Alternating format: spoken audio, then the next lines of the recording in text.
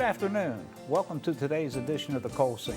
I'm Chris Hamilton, and I'll be your host over the course of the next half hour or so. Joining me in the studio today is Mr. Jason Bostic, who's the Junior Vice President at the West Virginia Coal Association, and also was fastly becoming a market analyst and a real encyclopedia of state mining, marketing, and production trends. And that's where we're going to focus today. We're going to talk a little bit about the industry and where we see things going, and we're going to analyze some of these marketing, production, coal consumption, energy consumption trends, and the impact they're having on the state of West Virginia. Jason, thanks so much for taking time from your busy schedule to join us here in the studio to talk about some of these important issues. Glad to be here. I was just thinking moments ago before we opened the show that you've been in the industry now coming on 20 years or so, and boy, ever since you started, there's just been real intense activity from a regulatory standpoint, legislative standpoint. If I'm not mistaken, you joined the association right in the immediate wake of all the mountaintop mining controversy. Yeah, about 1998.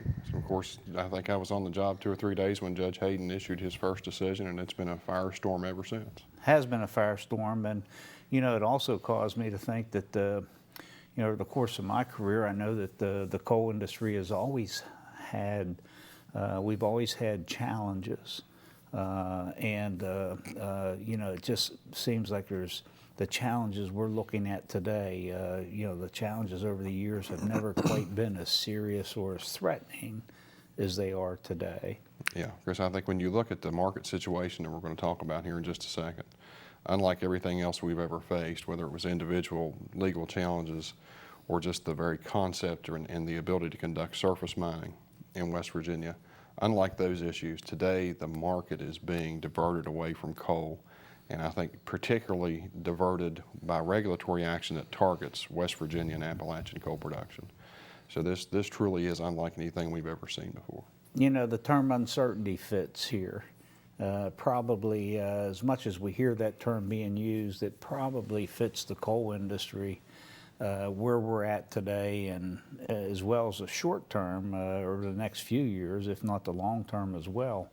It's just filled with so much uncertainty. It is, Chris, and as we talk here this afternoon, I think one of the things you're going to see is West Virginia coal, probably for the first time in our history, is fighting for our survival in what is turning out to be an overcrowded marketplace. And whereas in decades past and for most of the previous century, there really was no substitute for high quality West Virginia coal, but that's not necessarily the case now, with the market changes primarily driven by outside regulatory forces. You're hearing the term forced conversion used in shrinking markets. Based on federal policy, primarily coming out of the Oval Office and the U.S. EPA, there's a lot of things at play that is actually causing a forced conversion of traditional coal-fired electricity to a higher percentage of electricity generated by renewables and by natural gas. Yes. And it's not just a matter of market forces causing that transition. It's truly government policies that's the catalyst in causing what I'll call a forced conversion at the present time. That's absolutely right. There's power plants and fuel sources that otherwise would have lasted into another 50 or 60 years with normal maintenance, because of regulations from EPA, particularly one that we call Mercury MACT, about controlling mercury regulations at a smokestack, have forced the closure of these power plants prematurely, quite frankly. And the other units were either closed or they were converted to natural gas. And obviously what that's done is impacted the demand for utility coal.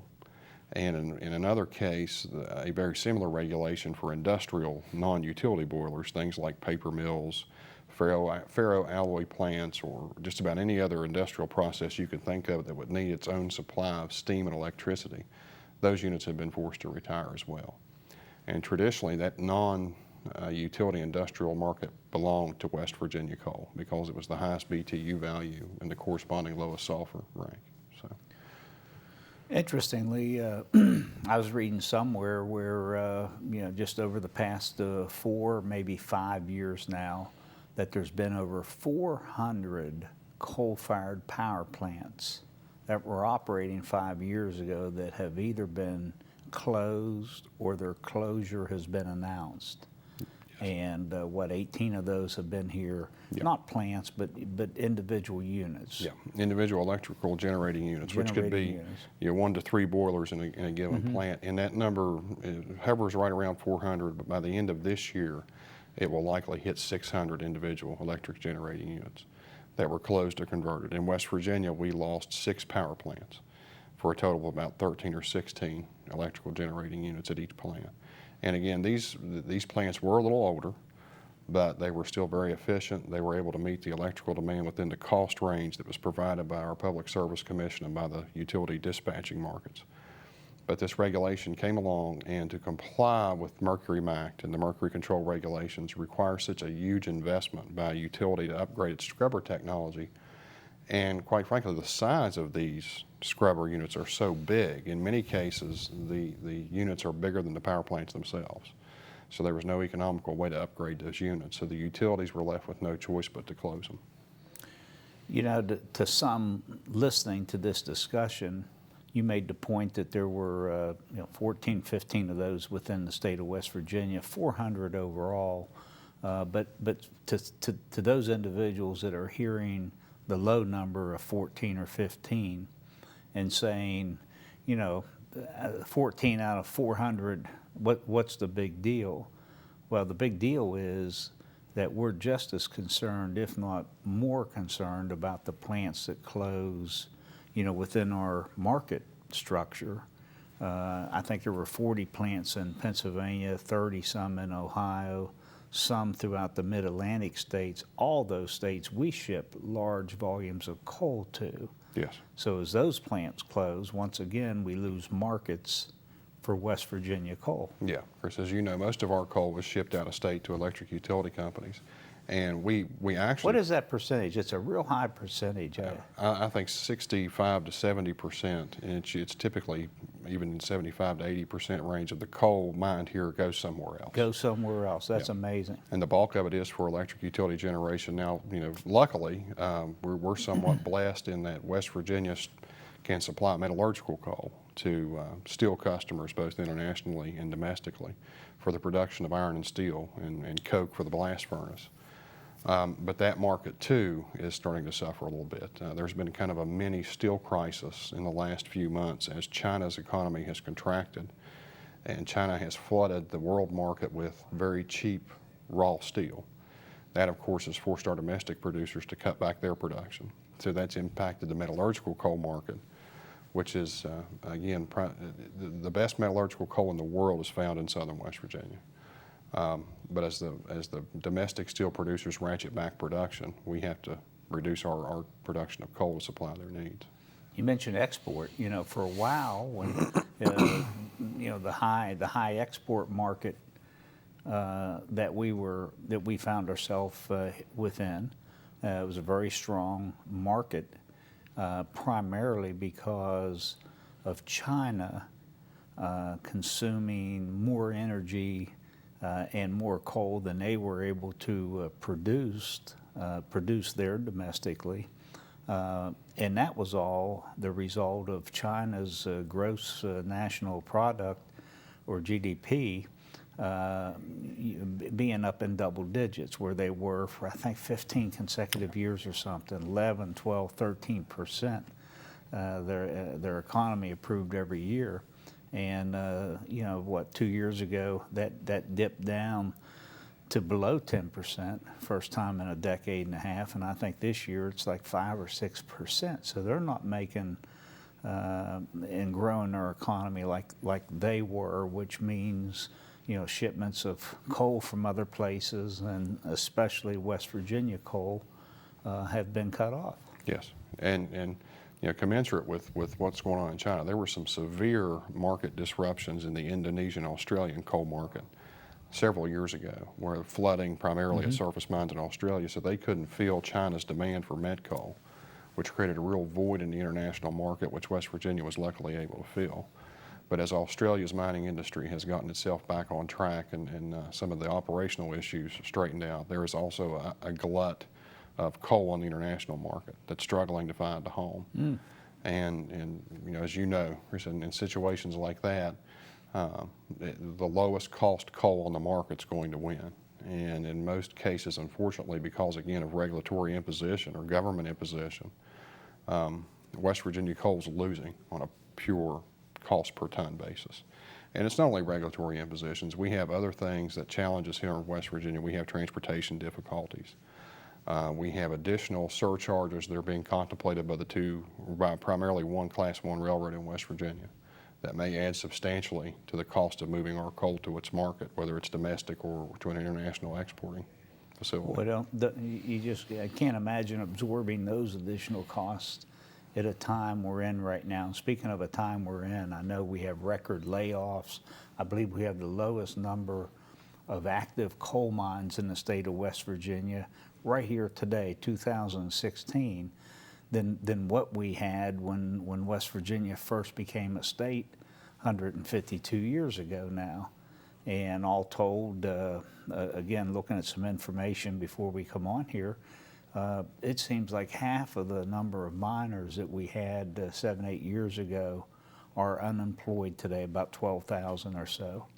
Direct mining jobs that we've lost. Yeah, truly unfortunate situation. And again, it's all regulatory driven market disruption. But you mentioned the 12,000 actual coal miners, and of course that has an echoing effect throughout the economy. The coal industry being the broad-shouldered atlas of West Virginia's economy and its tax structure for that matter. I think what's going on with our industry has a lot to do with the budget struggles that the state itself finds itself in the middle of right now, because we aren't mining as much coal. And when we aren't mining coal, we're not paying people. And when we aren't paying people, they're not putting those inputs throughout the economy. And if we're not mining coal, we're not moving coal. So the amount of railroaders and truck drivers and river operators that you need to move that production has fallen off, commensurate with our drop. It's a perfect storm of sorts. We have this abundance of gas. We've had relatively weak, mild weather patterns and a weak economy over the past couple of years.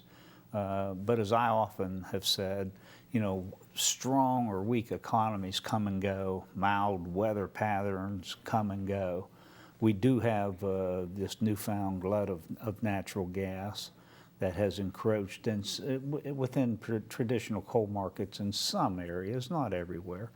But we've never, ever had a president using every resource available to him and his Environmental Protection Agency to try to ratchet down or restrict the coal production. That's exactly right.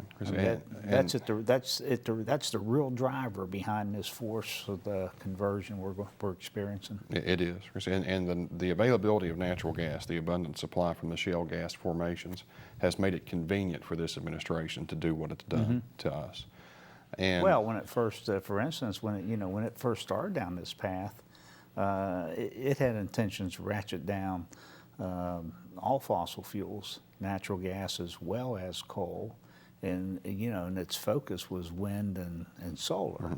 But then I don't think it could overlook the volume and quantity of gas that was being produced. Yeah, and by not only impacting the market, the consumption of coal, particularly West Virginia coal, the other regulatory tentacles of the federal government, the agencies that regulate coal extraction, not necessarily coal consumption, different divisions of EPA, the Office of Surface Mining, the Federal Fish and Wildlife Service, they have driven up production costs to the point where West Virginia coal is no longer competitive in certain markets on the electric utility dispatch curve. So the utilities, when it comes time to figure out which fuel they're going to dispatch into the grid, because of the regulatory pressures on coal, gas is cheaper. Now it's cheaper because there is a more abundant supply than we've ever had, but it's also cheaper because the cost of coal production in West Virginia has increased so dramatically. Interesting. Well, I know you brought a couple slides. Why don't we take a look at these slides if they're readily available, and maybe you can walk us through Okay. a few of these that we have. So with that, I think there's the first slide right there. Okay, Chris, what you'll see on your screen there is domestic coal consumption across 3 distinct markets. The first, the red chart, is electric utility consumption, coal used to make electricity. The second one is the blue chart, or the light blue chart, is the non-steel industrial coal consumption. These are the non-steel producing entities, the paper mills, the factories. Actually, West Virginia even sold coal to a steam boiler at an industrial sized bakery. So this is everything but steel that coal is used to generate electricity or steam for. And the last chart, the black chart, is the metallurgical coal consumption that we have. We've lumped 2 categories there together: coking coal, which is used in the coke oven to make coke for the blast furnace, and a met coal product called PCI coal, where the coal isn't put into the coke oven, but it's injected straight into the blast furnace to make heat to melt the charge. And what you'll see across all those charts and across all those markets is a dramatic reduction. And the chart compares 2008 to what were then preliminary numbers in 2015. And those are national trends. Those are national These are trends. national Yes. trends we're looking at. And if you'll look from 2008 to 2015, in 2008 this country consumed about a little over 1 billion tons of coal, and that's dropped in the electric utility market. But the other thing you can see with the chart that's on the screen now is different coal basins. And if you'll notice, the first, what we call the PRB, that's the Powder River Basin in the state of Wyoming, which has been traditionally the largest coal producer in this country. But you can see their market share has fallen as well. Appalachia's market share has fallen from 2008 to 2014. But if you look in the middle, the interior coal region, which is Illinois and Indiana, their share of market production has actually increased. And that's been one of the interesting things with this regulatory force that's upon us now, is the mercury control regulations forced all the power plants across the country to have emission controls, which now allows those power plants to burn the high sulfur coal. Indiana-Illinois basin coal is very high sulfur. It's about a level of 5 pounds per million BTU, I believe. So some of the dirtiest coal available is actually being marketed at a prime today. Yes, and coal production in the interior region, the Illinois and Indiana basins of the interior region, is cheaper to produce than West Virginia coal. They do not have the regulatory pressures that we do. They don't necessarily have the complicating factors of the steep terrain and the geology like we do in West Virginia that forces us to surface mine certain coal seams, and the need to build valley fills and some of the regulatory hurdles with EPA and the Army Corps of Engineers that we have to deal with. Boy, the irony I just thought of. So this is some of the dirtiest coal that finds a market under the President's environmental initiative and allows that coal to be mined and perhaps displace some of the real clean southern West Virginia coal. Absolutely. I mean, that's amazing. That's just one of those little nuances, I guess, that you don't hear much about. Yeah, you can almost, we have some other slides here, but you can almost track ton for ton the loss of West Virginia utility coal to Illinois and Indiana basin. But the chart that's on the screen now gives you an idea of where West Virginia coal goes. You know, we mentioned earlier in the show that most of the coal mined in West Virginia is shipped out of state. What's that, 20-some, it varies from 22 to 27 different states, all east of the Mississippi River. Yes, sir. That we ship coal to. Oh, actually, we did make it over the Mississippi. We made it to Wisconsin and, for a long time, a pretty large power plant out there. But what you see there are places that West Virginia coal typically goes to: North Carolina, Pennsylvania, Ohio, Virginia. And that chart compares 2008 to 2014 as well. And you can see the dramatic drop. Well, when you're shutting down power plants in all those states, coal-fired power plants, it stands to reason that your shipments are going to go down. Yeah, not only do you have the loss of the power plants themselves, but you have the market shift amongst the coal basins. You know, North Carolina at one time, I think, took zero amount of Powder River Basin or interior region coal. But with the Mercury MACT regulations, they have been able to supplement West Virginia production with Illinois Basin production. And this slide just puts a little finer point on what we were talking about earlier. This compares West Virginia production 2008 to 2014. You can see we've had almost a 50 million ton decline in our production in West Virginia. But if you look at the states in the interior coal region, particularly Illinois, Indiana, and Ohio, all three of those basins or all three of those states have increased their coal production, particularly the state of Illinois, to the tune of about 24 million I'm just tons. absolutely taken back by the fact that this president's home state of Illinois has shown increased productivity, as you know, the state of West Virginia and all other Central App states are seeing a decrease. It is amazing. I mean, it's just it's very ironic. Yeah. And Chris, the slide that's up now, of course, is a figure that I know you're very familiar with, and that just is the chart of the rapid decline of West Virginia coal production since the start of this federal administration, quite frankly. And those are 2014 numbers where we were at 105 million tons, 105.5 million tons. And production numbers for 2015 put us at about 102 million tons. Dramatic drop. We have lost about 80 million tons of production. Of course, our record year being 181 million tons. You know, that's one of the things that you say, as we look at this slide, you know, I'm reminded that, you know, and you mentioned it earlier, we've lost some 60 million tons of coal. We've gone from 165, 67 down to about 100 million. And as you well know, that 100 million may be closer to 85 million tons at the end of this calendar year. But listening to our new legislative leaders upstairs, Bill Cole, Tim Armstead, they're not accepting that all this havoc comes out of Washington, D.C. While they realize it is, you know, their mantra upstairs with the energy committees is, what can we do on the state level to decrease costs, to shore up markets, to expand markets and coal production? And they're really going through the process to try to provide some solutions and answers to those questions. They are. It's refreshing. It's just it's progressive and very refreshing. Yeah, it's you know, just a short time in my career. This is the first time in the last 2 years under the new leadership of the legislature that I have ever been personally called into a legislative committee and asked, how can we help you? Versus, we need another few cents over here, we need a few more cents over here. We need your industry to swallow this new set of regulations because of public perception or something like that. So it is refreshing, and it's something that I think we desperately need. Because unlike in the past, West Virginia coal isn't going to be able to maintain its market share based purely on its quality. Right, right. We have a competitive issue that we're going to have to address, and government imposition becomes part of that. We have a very, very high severance tax rate in the state of West Virginia. Our severance tax rate, as you know, Chris, is 5% of the sale price of the coal. I think you have a slide on that as well, don't you? I do. Don't know if they have. There it is. Yeah, and this is a very, very simple comparison. What we tried to do here was show the severance tax rates for the various states. And this would be a per ton charge, assuming a $40 price of coal, which, quite frankly, in this market's a little optimistic.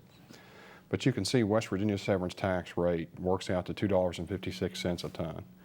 And if you look at the states that have consistently gained market share from West Virginia, they either have no severance tax in the case of Illinois and Indiana, or they have a very small tax in the case of Ohio.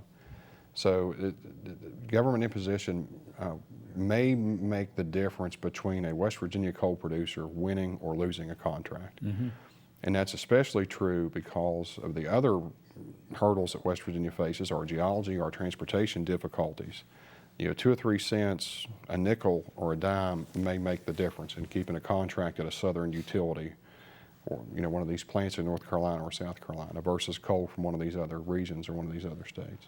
Jason, there's no good news today anywhere for this industry, but when you look at some of the forecasts and models into the future, you know, the study that WVU did last year, for instance, and even the U.S. Department of Energy's information system, both predict that coal, big picture, will contribute to the national energy pie of, the order of magnitude here, a magnitude of 28, 30%, well into the future. And John Deskins in the WVU report says we're likely to experience a, further decline over the next couple years, but